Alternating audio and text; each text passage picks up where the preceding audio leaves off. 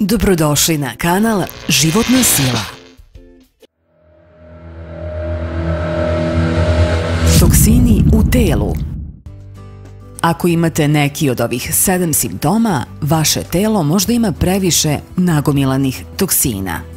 Stoga možete razmotriti dijete za čišćenje organizma ako patite od hroničnog umora, naglog gojenja, neprijatnog zadaha, a pokvaren zub nije izvor neprijatnog mirisa, zatvora, osetljivosti na mirise, bolova u mišićima, reakcija na koži. Nije tako teško postići zdrav život bez toksina.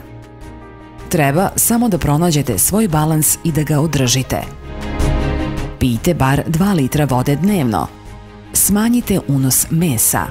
Izbacite prerađevine iz ishrane. Svakodnevno šetajte. Sami pravite hleb. Nemojte konzumirati grickalice i gazirane sokove. Pokušajte da izdržite sa ovakvim stilom života barem nedelju dana i vidjet ćete velike promene.